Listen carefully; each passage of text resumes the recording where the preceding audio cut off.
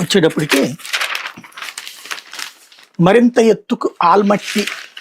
నాడు నేడు బాబు మౌనమే ఏపీ ఆయకట్టు ఎడారి 87,818 కోట్ల భూసేకరణ పునరావకల్పన కర్ణాటక గ్రీన్ సిగ్నల్ డ్యామ్ ఎత్తు 519.6 నుంచి 524.256 మీటర్లకు పెంపు పనులు వేగవంతం 129.72 నుంచి ఏకంగా 279.72 టీఎంసీలకు పెరగనున్న నిల్వ సామర్థ్యం యూకేపీ 3 కింద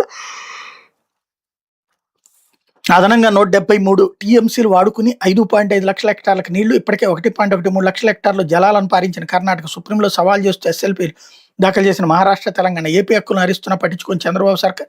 కృష్ణాలో ఉమ్మడి రాష్ట్రానికి కేటాయించబడిన 811 టీఎంసీలు నికర జలాల్లో ఎగువ నుంచి రావాల్సిన ప్రవాహం 442 టీఎంసీలు ఆల్మట్టి ఎత్తు పెంచితే ఆ ప్రవాహం రాదంటున్న సాగునీటి రంగ నిపుణులు కృష్ణా జనాలపై ఆధారపడ్డ ఆయకట్టు ఎడారేనంటూ మన రైతుల ఆందోళన ఆల్మట్టి ఎత్తు పెంపై 2014 అక్టోబర్లో డిపిఆర్ కర్ణాటక టెండర్ నోటిఫికేషన్ నాడు అభ్యంతరం చెప్పకుండా డిపిఆర్ తయారీకి పచ్చజెండా ఊపించి చంద్రబాబు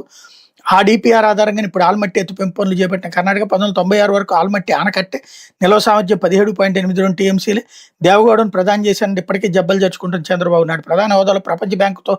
రుణం మంజూరు చేయించి ఆల్మట్టి ఆనకట్టే ఎత్తు 519.6 మీటర్లకు పెంపు పనులు చేసిన దేవగౌడ అడ్డుకోకుండా నాడు బాబు మౌనం నేటికి వెంటాడుతున్న పాపాలు అన్నటువంటిది హైలైట్ చేశారు. తెలంగాణ విషయంలోనూ అంతే ఉన్నారు. అప్పుడు జగను అంతే, వీళ్ళు అంతే. కొన్ని జగన్ ఏమన్నా ఆపగలుగుతాడా? ఆల్రెడీ సుప్రీంకోర్టు దాకా వెళ్తే కూడా సుప్రీంకోర్టు కట్టడమే కదా అని చెప్పేసి మాట్లాడినటువంటి సందర్భం ఉంది. పోతే ఆప్కా